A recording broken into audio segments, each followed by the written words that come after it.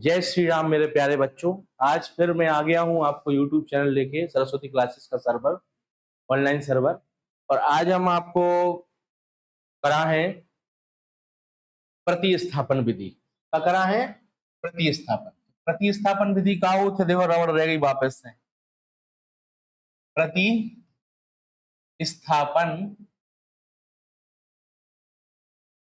विधि का हो थे प्रतिस्थापन विधि।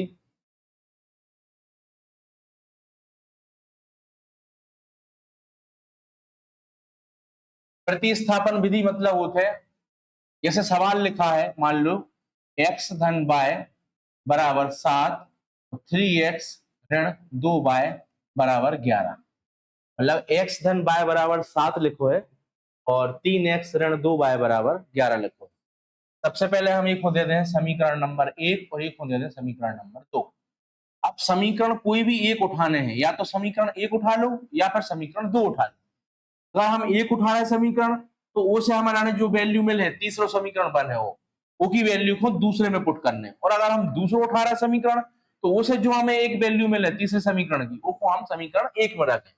तो हम कैसे करें? सबसे पहले हम समीकरण नंबर 1 उठा रहे हैं। समीकरण 1 लेने पर क्या करें हम? देखो लिखें x धन y बराबर 7। y को ये साइड ले जाओ, साइड चेंज कर ले। x बराबर होगा 7 ऋण y, जो बन गया समीकरण नंबर तीसरा। अब समीकरण नंबर तीसरे की वैल्यू को समीकरण नंबर दूसरे में पुट करने पर करो। समीकरण 3 समीकरण 2 में रखने पर, बात नहीं करो बेटा, आवाज नहीं, रखने पर ध्यान से देखो। रखें 3x ऋण 2y बराबर 11। अब जहां x लिखो है होते जा वैल्यू पुट कर दे, पूरी की पूरी उठा के जवानी लिखो। 3 7 ऋण y ऋण 2y बराबर 11। 7 दिया 21 और माइनस के आ गए 3y और माइनस के 2y और बराबर 11। अब ऋण के 3 और ऋण के 2 कितने हुए? ऋण के 5y और 21 का को है कछूनी के साइन आ गए, इसको प्लस को कहा हो, एक को साइड चेंज कर दे तो कहा हो जाए 11 माइनस ऋण 21, माइनस या ऋण एक ही है तो लिख दे पक्षांतर करने पर। क्या बोला था? पक्षांतर। पक्षांतर मतलब होते है पक्षों का अंतर।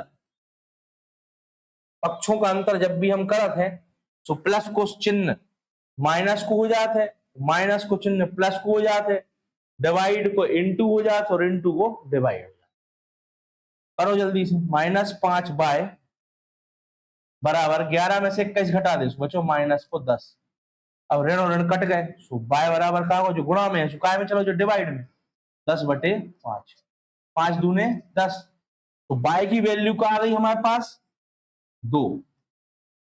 अब ये y की वैल्यू को कोई भी समीकरण 1 में रख दे, 2 में रख दे या फिर 3 में रख दे, कोनों में भी रख दे सो हमारे पास काय की वैल्यू आ जाए x की वैल्यू।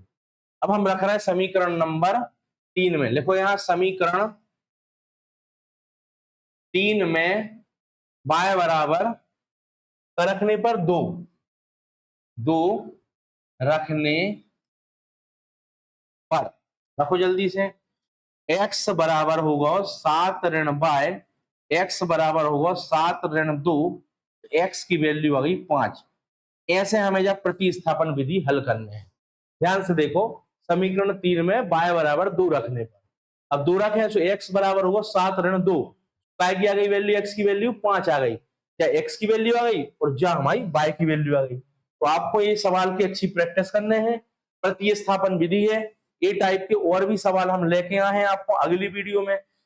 आप सभी वीडियो को लाइक करें, सब्सक्राइब करें और बेल आइकन बटन दबाएं